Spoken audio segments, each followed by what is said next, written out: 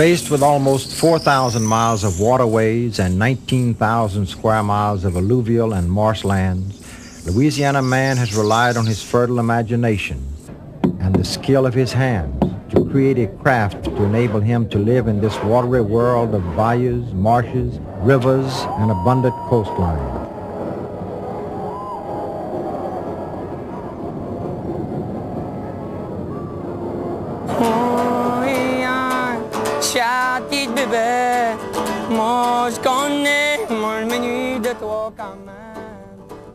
Over time, the legends grew, with tales as wide as the Mississippi and as deep as the Atchafalaya, where wooden boats were built by men of iron. Tales of pioneers, pirates, riverboat gamblers. While some attribute the success of Louisiana's remarkable maritime heritage to the luck of the draw, others feel it was more the case of courageous individuals willing to gamble their very lives against the forces of nature.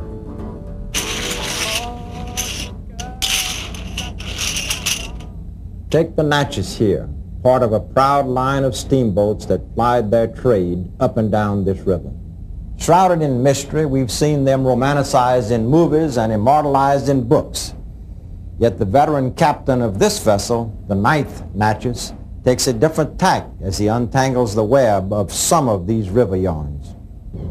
A lot of people, especially in these recent times, a lot of talk about gambling, think that there was such a thing as a gambling boat that was just dedicated to that pursuit, gambling. People went on the boat, gambled, got off the boat. Never such an animal. There was never a gambling boat per se. But the strange thing, and the kind of unusual thing, is that the gamblers hardly ever rode downstream. The reason being that the planters and farmers didn't have much money till they got to market, and then they sold their cotton. Their pockets were full of money on the trip back upriver, and that's why the gamblers went upstream and not downstream. Some people think that the Mississippi River steamboats were great big white swan-like creatures with ladies walking around the decks in antebellum gowns and sort of gone with the wind experience. But there were many, many different kind of boats that ran on the Mississippi boat. Boats for every interest, every trade.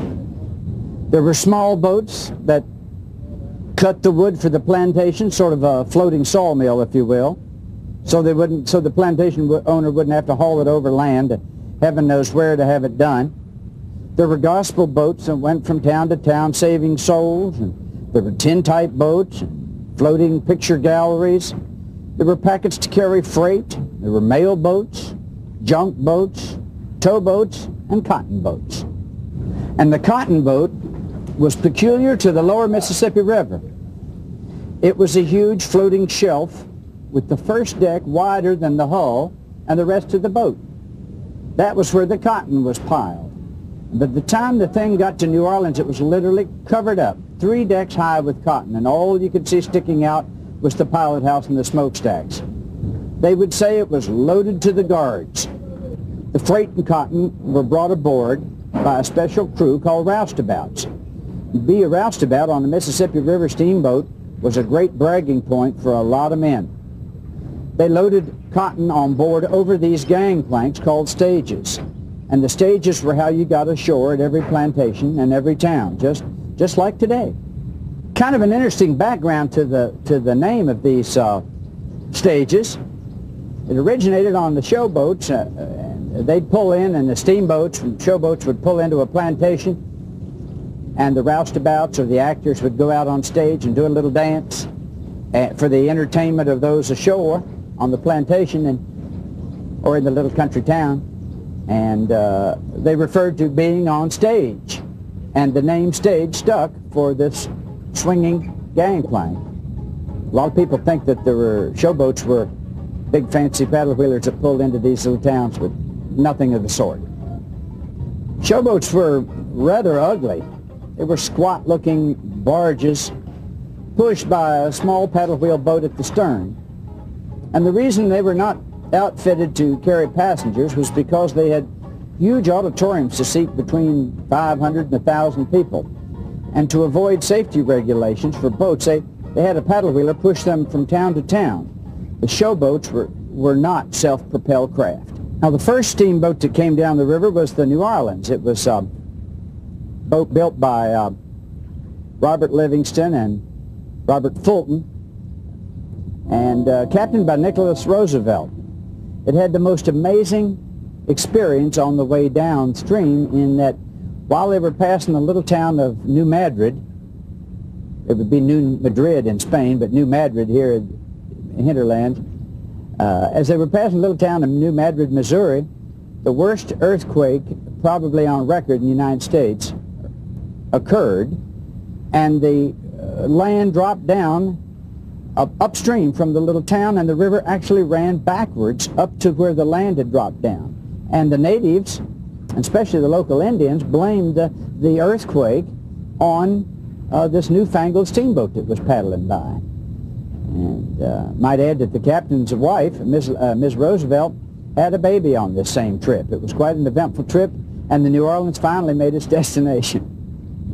Steamboat architecture evolved by means of necessity. The hulls were shallow draft to float over sandbars and into the shallow waters of the bayous. The boats the boats had, and still have some of them, a real sweeping curvature to the deck, which was called sheer. The Natchez has 8 feet of sheer, 8 feet of curvature to it. And there was a dual purpose to this. One purpose was the strength of the inverted arch. There was a strength to that. And the other was that it was the same principle as water off a duck's back. The water cascaded to the center of the boat and then outboard. The camber crossways shed the water to either side. The fore and aft curvature shed the water to the center. And this way, the water didn't run through the canvas decks or tar paper decks into the passenger staterooms. Incidentally, passengers were secondary. Freight was primary. You didn't have to feed freight. You had to feed passengers. Some of the boats did indeed look like floating palaces. The cotton boat J.M. White was the finest steamboat that ever worked the waters of the Mississippi. A river reporter, after seeing the boat, wrote a poem. Aladdin built a palace. He built it in a night. Captain Tobin bought it and named it J.M. White. Life on the steamboats wasn't as glamorous as most people might think. Just think about it. The cotton bales were piled high on either side of the decks and no air circulating. The lamps were lit 24 hours a day because there was no light, because the cotton bales blocked it out. Must have been the hottest of Sahara Desert inside. Then you figure that there was no running water, just a wash bowl and a pitcher. And then there was the heat coming up from the boilers into under the dining room area. The heat came up from the boiler, heated up the dining room floor, and it must have been like walking on a skillet. The earliest steamboats were fired by wood, cord wood. Thousands and thousands of feet of cord wood, hand carried aboard. It was known as wooding up, hand fired, laboriously put into the boilers. Things have changed now. All the modern boats now are steel, but the old boats were all made of wood in their entirety, from the hull clear up to the top deck. The only thing that was steel were the boilers and the smokestacks, the engines. And the life expectancy of a steamboat up to about 1890 was only 5 years. Not only were the boats flammable themselves, but they carried a terrible flammable cargo, cotton. Here you had a boat with sparks coming out of the stacks onto the cotton bales, and it's a wonder some of those boats lasted 5 years. In the period 1860 to 1880, 100 steamboats landed in New Orleans every day of the week. There was a lot of traffic, but the main problem were sawyers, logs and trees that would catch on a sandbar and snag a boat coming downriver. Steamboats sank with great regularity, and most went under in less than 25 feet of water.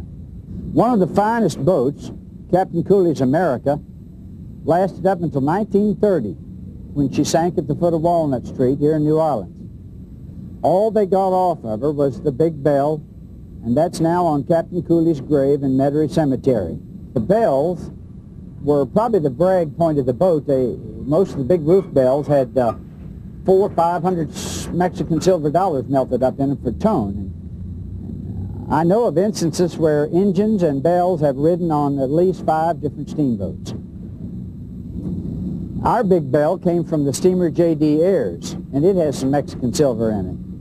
The acorn is my good luck symbol. This is an old acorn that finial that's been on 5 different boats that I've captained.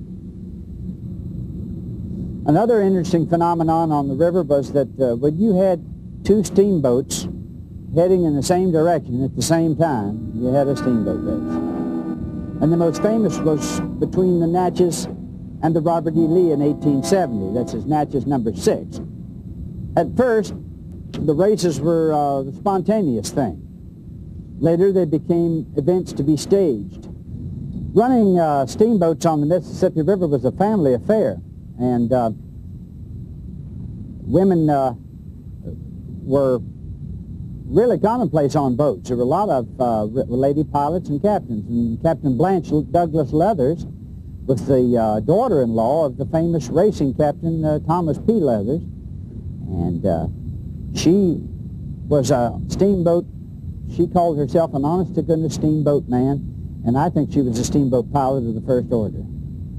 The name Mark Twain is really synonymous with the Mississippi River, and most people don't realize that there were really 2 Mark Twains. And incidentally, that term means 12 feet of water, and it's a sounding term meaning 12 feet.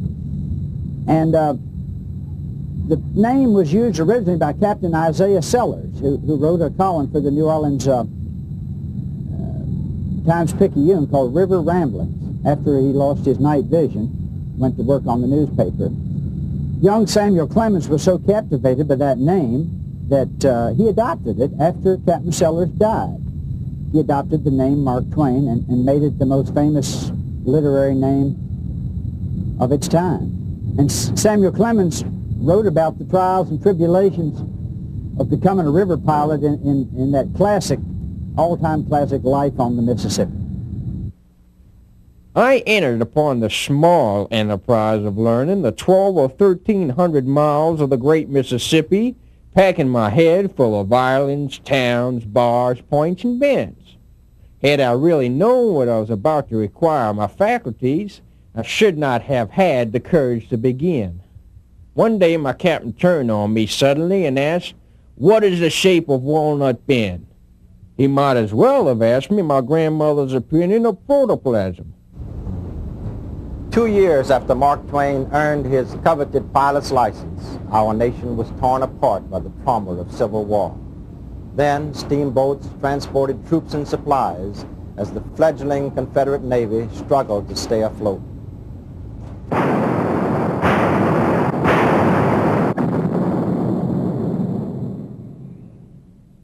The Pioneer was, you might say, it was the prototype of Civil War submarines, but it never was any great shakes as a performer. I always have taken a sort of a dim view of the Pioneer, for the simple reason is, in the final analysis, the only thing it really did successfully was sink, or it was sunk deliberately when the coming of the Yankee fleet, Farragut's fleet up the river. The motivating power of the Pioneer was man-made. That is to say, you didn't have an engine, you had 2 men turning cranks, and that turned the propeller and kept the thing in motion. But the unfortunate thing about the submarine, you could only stay in 2 minutes. Then you had to come up for air. The submarine, it was a sort of a costly experiment because it never did quite make the grade, but actually it was you might say it was the forerunner of what later became the underwater fleets of World War I and World War II. The first employment of an ironclad in war apparently was the Little Manassas. It looked like a turtle, they called it the turtle as a familiarly, and it is the first engagement was down at the mouth of the river where there was a blockading squadron of Yankee ships, and the little Manassas went down there and chased this flotilla out of the river. It scared them all to death. Everybody was proud as they could be about this terrific performance. It had been built across the river at one of the shipyards in Algiers. Ironically, the very yards that outfitted the Confederate Navy launched Louisiana's maritime industry that today supplies vessels for the United States Merchant Marine, Coast Guard, Army, and Navy fleets. I'm standing on a spot where I probably worked some 30 years ago, helping a ship fitter put pieces of metal together, which ultimately became parts of destroyer escorts and other ships. New Orleans is a center for maritime commerce, river traffic, international marine traffic, and there's been a need for the last couple of hundred years to build boats. Those boats haven't always come from the large shipbuilder. In most instances, and Avondale's a perfect casebook study, it started with one guy who started building boats in his backyard and then expanded. And we've got any number of shipyards in this area which are still very viable and very competitive with the rest of the nation and the rest of the world, which started with just a few dreams and a welding rod and a lot of hard work and sweat. And I'm very, very proud of them. I'm proud to have been part of this. I have to tell you that shipbuilding, in effect, gave me the opportunity to be where I am. In the late 1700s, opportunity and necessity caused most plantations, farms, and small hamlets to be located on waterways because that was the only way of getting products to the market. Furs and other goods floated downriver on flimsy rafts and flatboats, sort of one-way downstream arcs. Upon reaching their destination, they were torn apart and sold, lock, stock, and barrel, and boat, creating one of the world's first disposable and recyclable products. The very streets we walk on and the homes we live in were paved and built with the planks and gunwales from these primitive craft. Prior to the advent of the steamboat, the keel boat became the prime mover of upstream freight. Steering was done by means of a long oar pivoted at the stern. Rowers sometimes received much welcome assistance from a square sail. Rowing was the method of last resort. Where the bank was clear, a long tow line, a cordel was rigged, and the crew walked and pulled the boat behind them. But poling was the usual method of propulsion. The men who manned these keel boats and flatboats were pegged as half horse and half alligator. In the adventures of Huckleberry Finn, one such superman commenced to brag. I'm the man they call sudden death. I take 9 alligators and a barrel of whiskey for breakfast when I'm in robust health, and a bushel of rattlesnakes and a dead body when I'm 80. Hold your breath, for I'm about to turn myself loose. Life on the Mississippi was risky, short, and cheap. Hostile Indians, river pirates, and the river itself claimed many a life. It was estimated that 1/3 of the men that made this trip disappeared en route. Last seen on the river became a familiar refrain.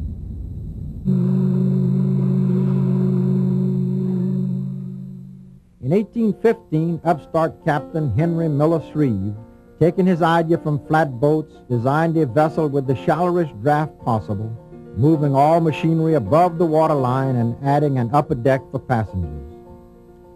Steamboats revolutionized commerce and communication, and by 1833, exports from Louisiana had reached a then astronomical figure of $37 million. Goods from the 7 seas were piled high upon the levee in New Orleans, headed upriver. The enterprising Shreve also fashioned the snag boat, breaking another barrier, the Red River raft. A log jam so thick that a man could walk across it. During the last stages of operation, Shreve set up camp on Bennett's Bluff, and the town that grew up there was named Shreveport in his honor.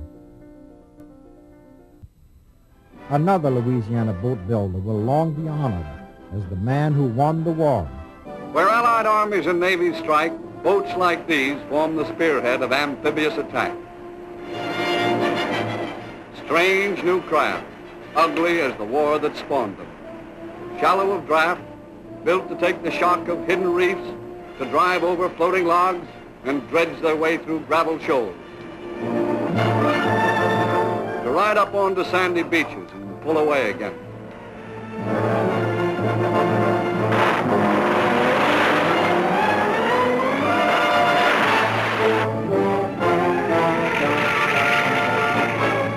Most of the credit for their conception and design must go to an American boat builder called Andrew Jackson Higgins.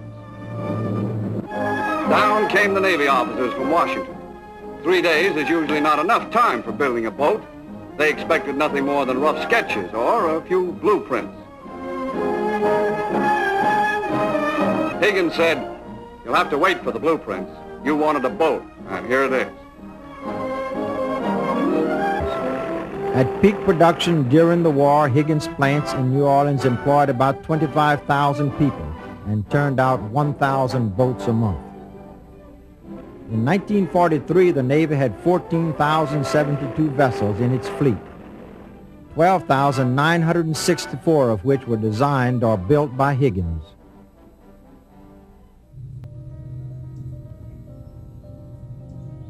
Centuries ago, there were others who regarded the river not as an enemy to be conquered, but rather as a great natural force, a familiar presence. The river was the interstate of the Native Americans. They used it primarily for trade and travel. In northwest Louisiana, from about 800 A.D. until historic contact, the Caddo people lived in this area. They were agriculturalists. They grew maize, beans, and squash. They also were river pilots, maybe perhaps the earliest river pilots in Louisiana. They had barge craft which they used to navigate the rivers. Their dugout canoes reached lengths of over 30 feet. The canoe on display here at Louisiana State Museum in Shreveport was first located in 1983 by a fisherman in the Red River. There were a series of steps before it got here, though. One is it had to be brought up from the river, which was not an easy task. The boat is over a ton in weight, and so it had to be cut in 3 sections to remove it from the bank of the river. The boat is about 1,000 years old. It's been radiocarbon dated to between 1005 AD and 1065 AD. In the bow, both the bow and the stern, there are seats which have been carved into the craft. The seats would have perhaps served a couple functions. One was to be an honored place for an individual in society who was had a lot of social status, such as a caddy or a priest chief.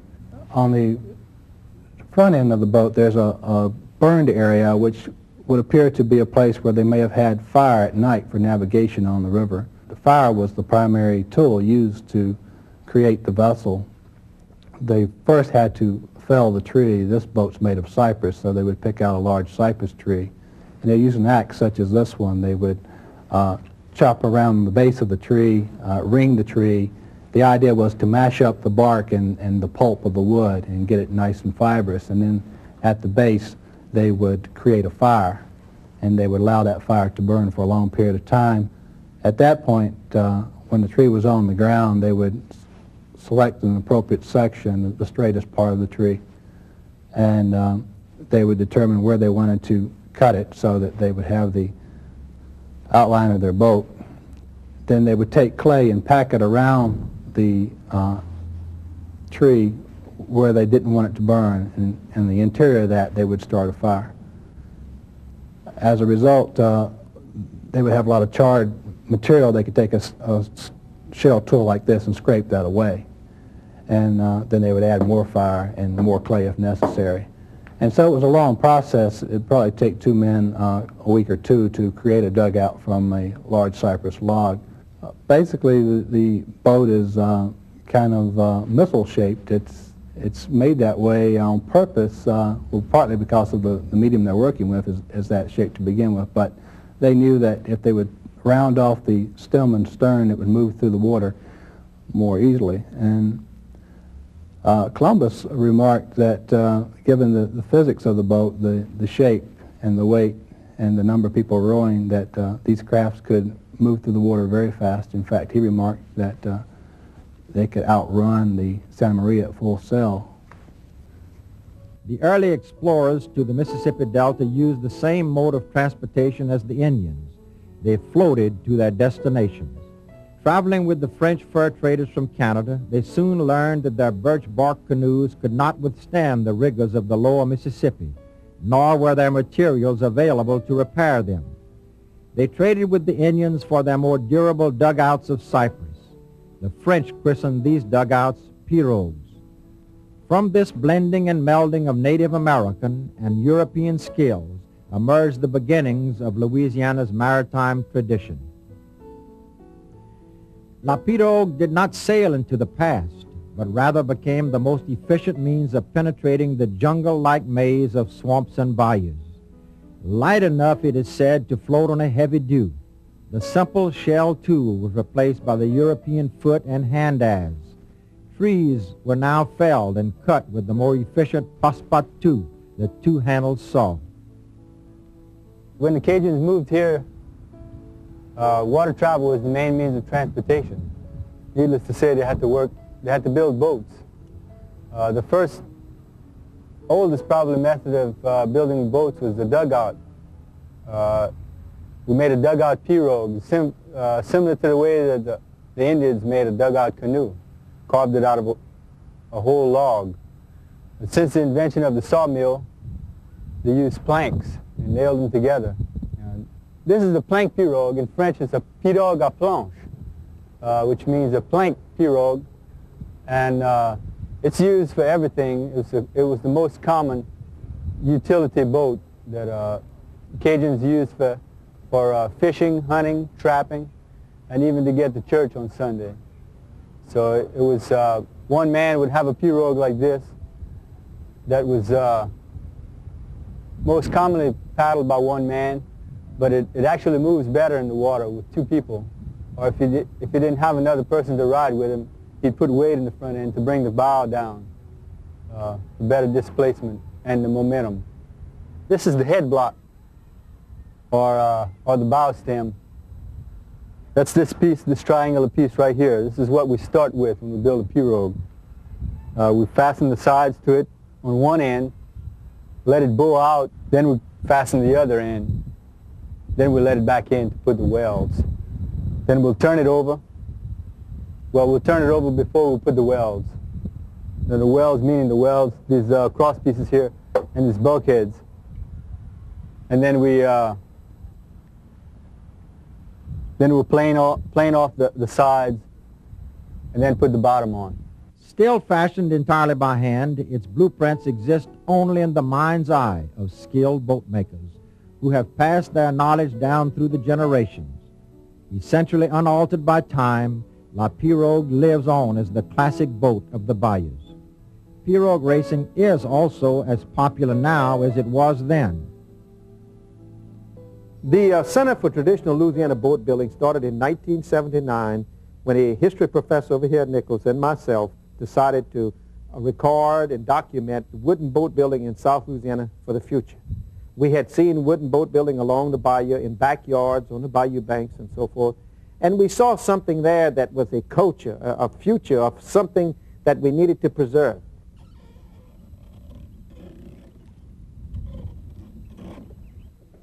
A Cajun rowing skiff. You stand up to row in.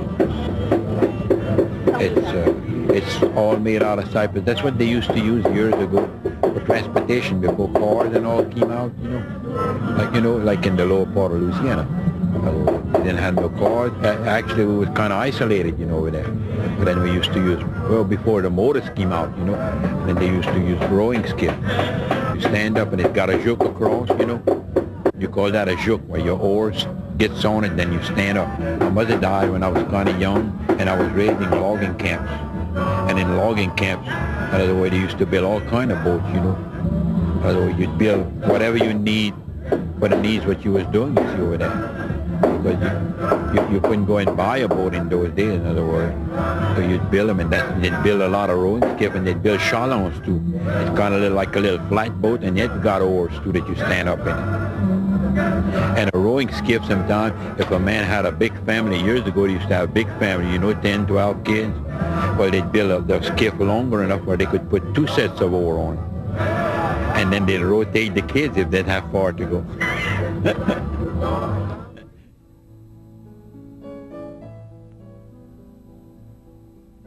We think it's very important to document and record wooden boat building for the future. And that's what it's all about. Our swamps, our marshes, our bayous, we had to evolve a different type of boat to handle these different situations. One of the most important boats that the Europeans had when they arrived was not apart from the ship that they came in, was the ship's boat. Because when they arrived here on a relatively flat sea coast, especially in the Gulf, they were unable to land their huge ship to begin with, and it didn't do them much good in the bayous, in the shallow waters of this area. So what did help them out a lot was that ship's boat. Now, ship's boat in those days came in different sizes. Most of them were of a general shape, though, that were pretty similar. They had a transom. The back of the boat kind of was shaped like an hourglass. The front of the boat, they called them apple-bowed because they kind of were rounded in the front. That ship's boat was the one that many of commercial and fishing boats here in Louisiana developed from. That lugger that we see here and the sailing lugger in Louisiana came from that type of a boat. The type of sail that these ship's boats had was a lug sail. Now, it's interesting that the lugger today, there are still luggers around. That they're not sailboats, they're motorboats. They were transformed into motorboats starting from around 1912. But they retain their name, lugger. So you have a lot of people today, you have a couple of generations of people who are familiar with luggers along the coast, but they don't know that they were named lugger because they originally had a lug sail. When the World's Fair was going on, they had a boat building area of the World's Fair, and I got to meet Mr. Ray Brashier there, and we were both interested in the same thing. And we had furnished him some of our wooden boats for display over there. And we started discussing, let's do a project on building a type of boat that was no longer in existence in Louisiana. So we decided to do the lugger. And we assembled a team of boat builders.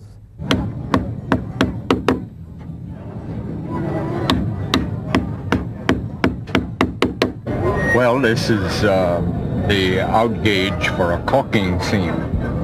After the boat is all planked, then you take and caulk it with the cotton in this fashion to when the cotton is in place, then when the boat is in the water, the planks swell from the water and swell around the cotton and seals all the seams, which makes it watertight and the boat don't leak. And it's done in this fashion.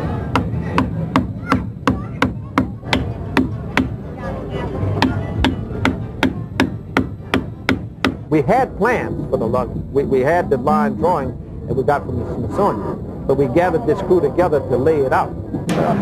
Well, this is called the working model.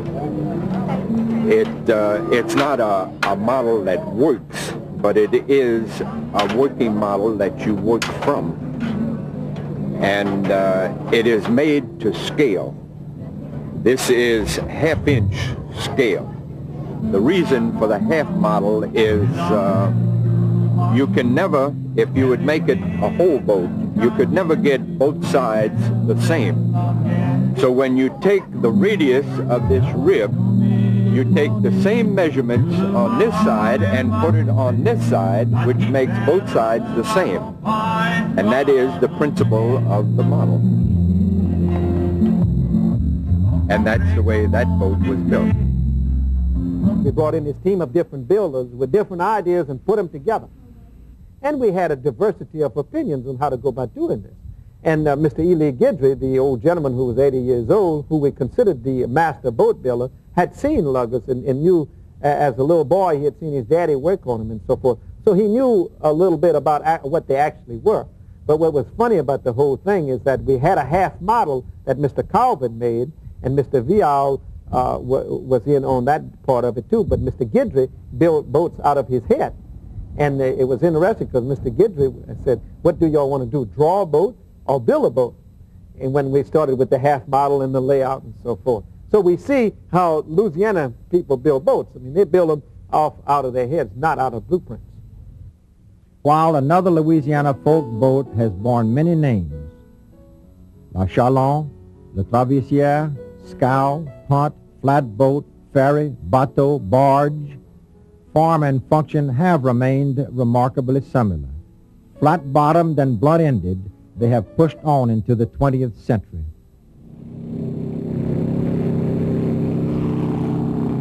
Mud boat was designed, I guess, out of necessity. We're in Bayou Gauche right here. What we use these boats here for is mainly for trapping, alligator hunting, and duck hunters. You need to get way back up in the marshes where you can't get with outboard boats.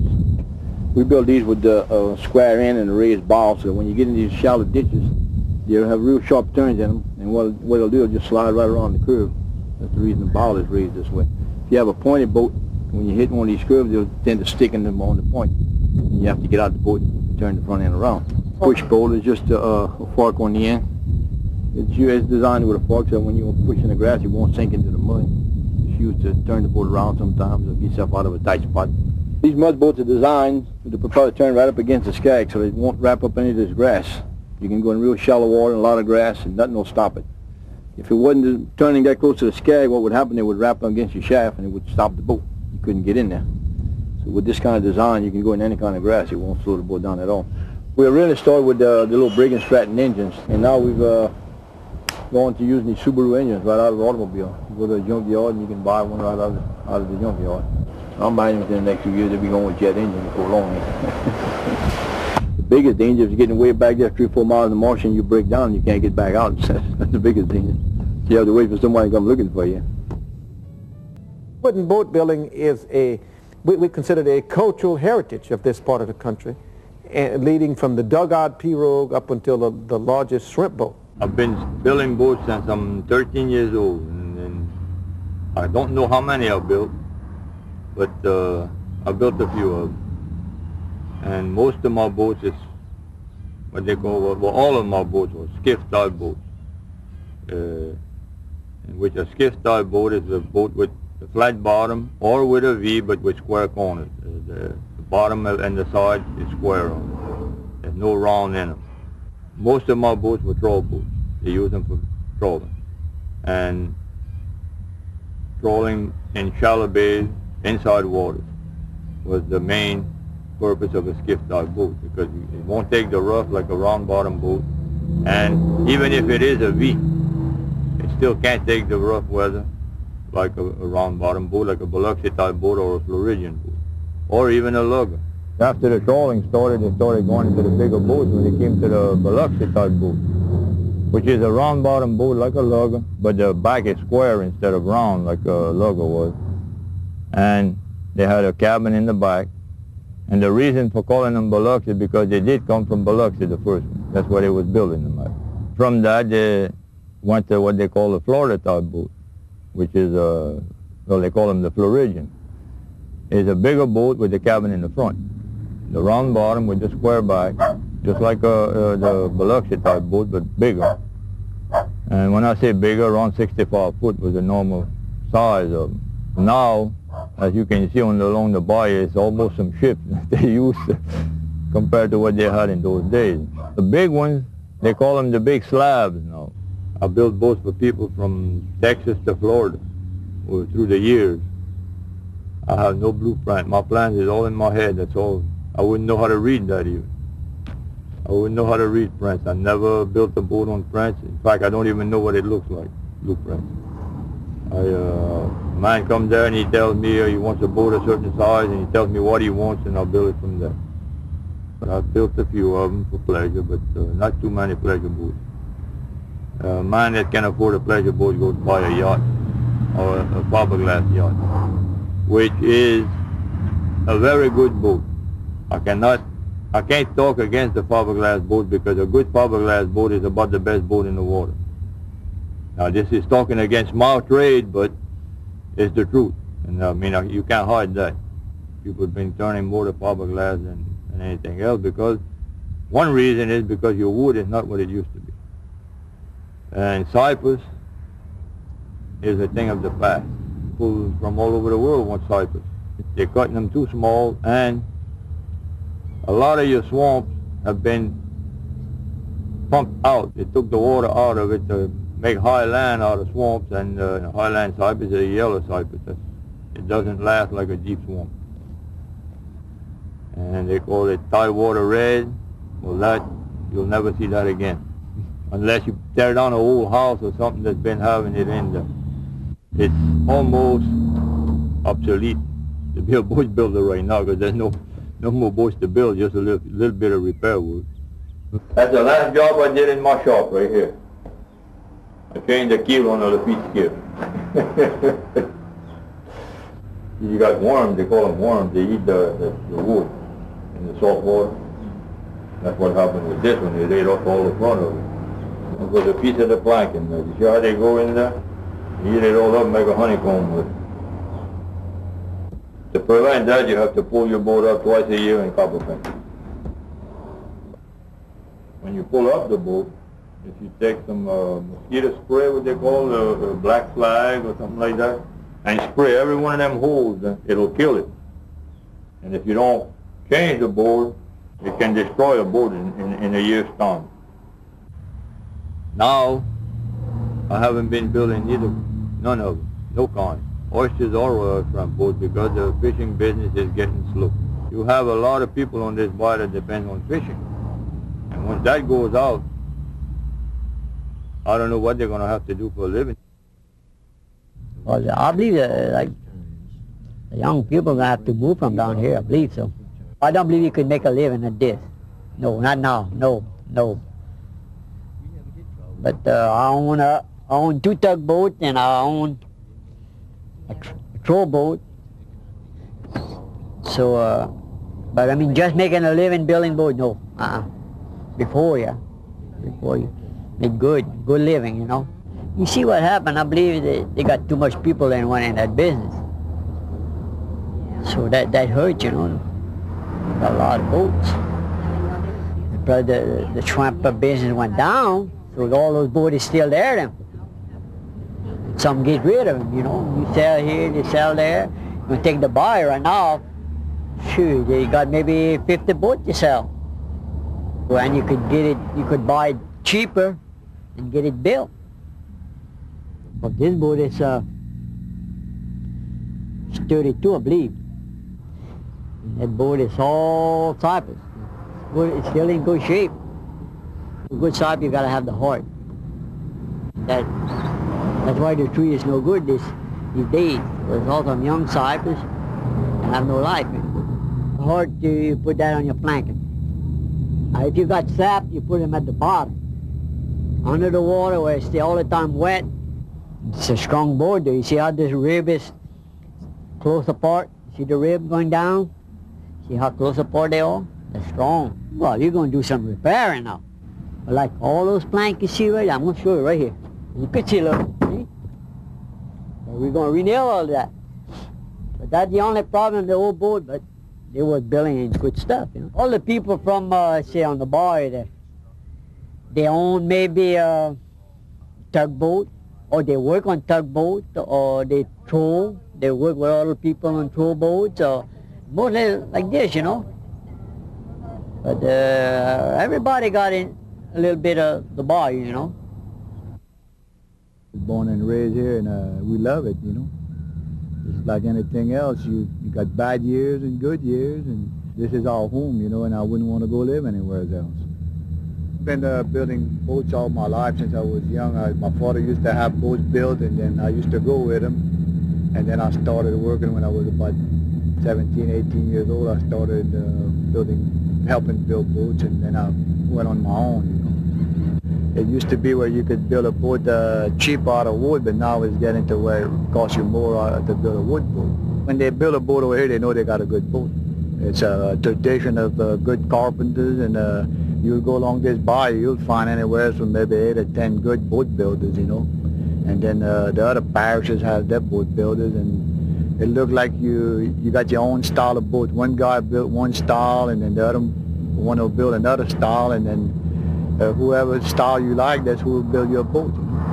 Most of the time, you'll just work off of your head. If you know what size boat a man wants or what you want to build, you just make your keel out and your stem and your stern post, and then you'll make your first rib, and then you work off of that, and then you make we call that a gabarit.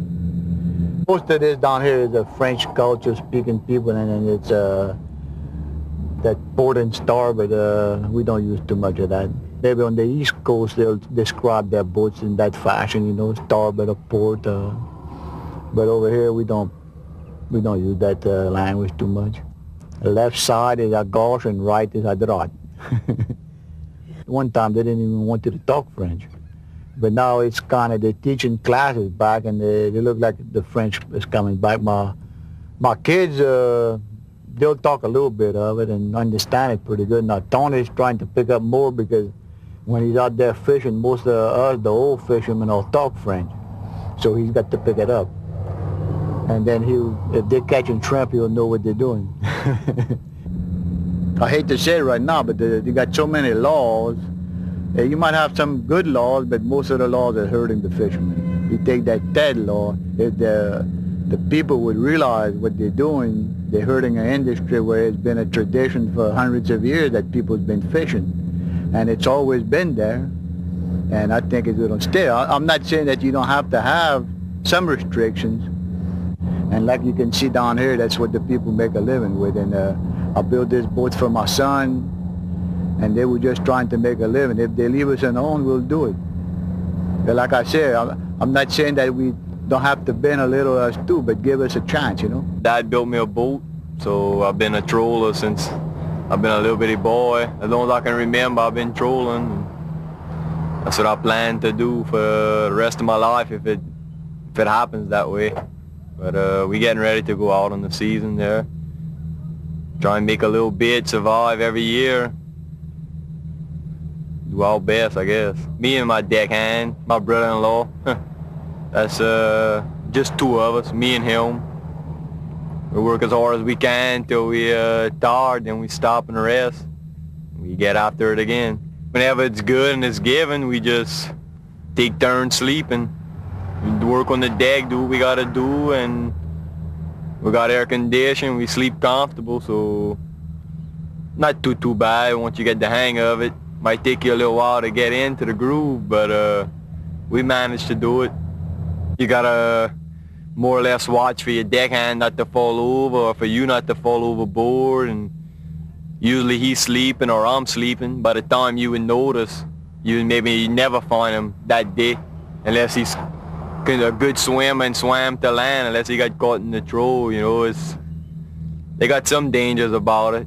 Get caught in the winch, and they got quite a few things that can happen to you. You just gotta be careful. Everybody goes. My whole family just about goes. My dad, my mom, my little sister goes in his little boat.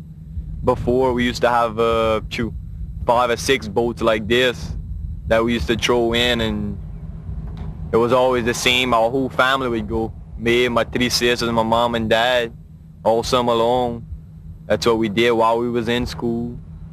That was our living, trolling. I guess I could build a boat if I had to. I watched my dad build so many of them that I believe I could do it, but like he said, it's a lot of work to build a troll boat. I must try to troll on it than build it. Yes, I like to be on the water more than I couldn't go live in a city, put it to you that way. I don't believe I'd make a living in the city. I just like to water ski, and if I want to do anything, the water's right there. You know, I don't believe I would leave, no matter what would happen. Time has a way of bleaching out the past, eroding individual stories and struggles. The story I have heard on the Lafitte skiff, you see, where the Lafitte skiff, down in Lafitte, all these bayou countries down in here, they built beautiful boats in here, wonderful boats. I know the Lafitte skiff is considered today the finest boat that's built. Lafitte skiff, the way it is put, like if they're out in open waters and want to get in quick. Like bad weather is coming, well, they crank up their engine and they come in fast. They come in. That is not a real boat for me. I say a real boat is a boat that can be caught in a storm or anything, and after the storm is over, the boat is floating high and dry. That is a real boat.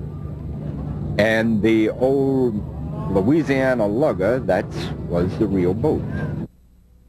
Vanishing wetlands, the invasion of salt into the marshes, the death toll of the towering cypress tree threaten the traditional lifestyle.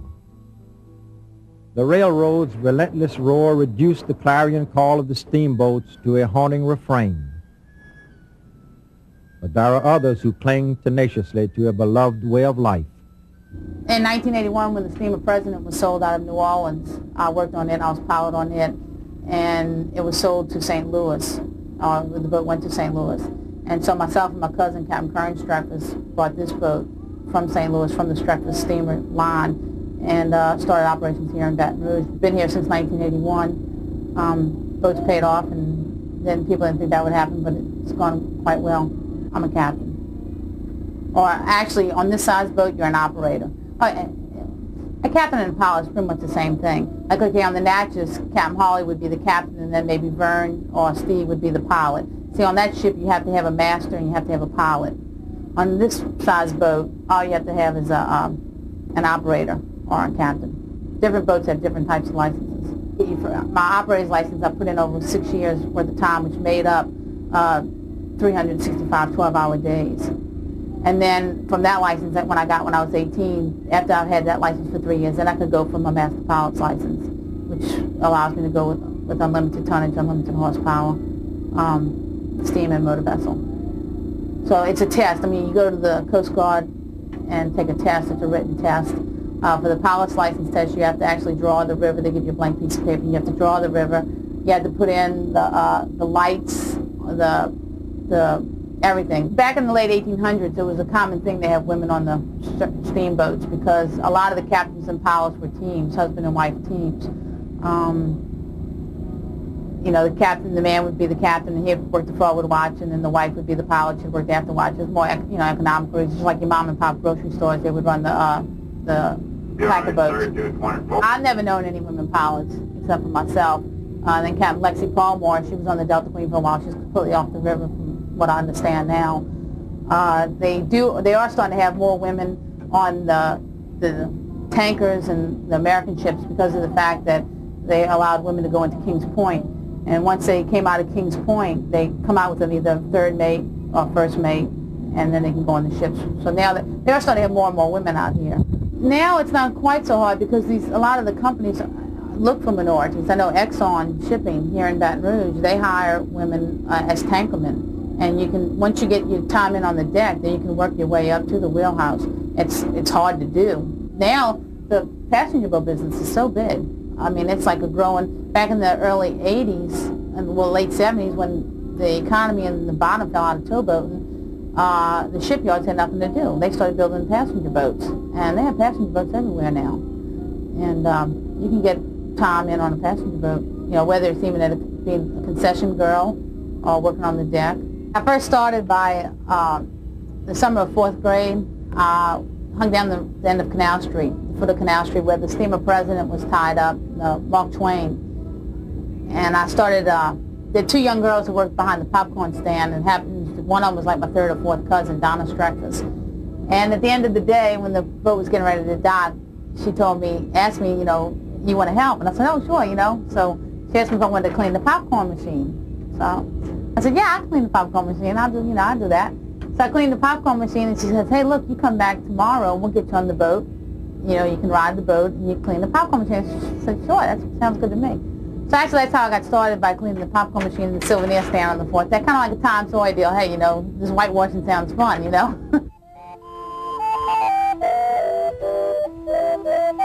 Well, I started out on the river as a calliope player. And I was a calliope player deckhand, a calliope player watchman, calliope player and popcorn popper, and a mate. And seems like I was always playing the calliope, and I still do when I can't get anybody else to play it. 25 years ago, I never would have dreamed that steamboats would be around like they are today. There'd be 5 steamboats left. And people look at this boat and like they're looking at a Currier Knives print, and they want to come aboard and sample life as it was in earlier and maybe simpler times. Other people have adapted so well to their water-bound environment as the men and women of Louisiana. They have pushed, pulled, and paddled their way down the father of waters, penetrating her maze of bayous with a maritime tradition hollowed from the trunk of a single cypress tree. These, then, are the people of courage, people of vision, with an eye for the practical life, who continue to lead their lives from the wake of the bow.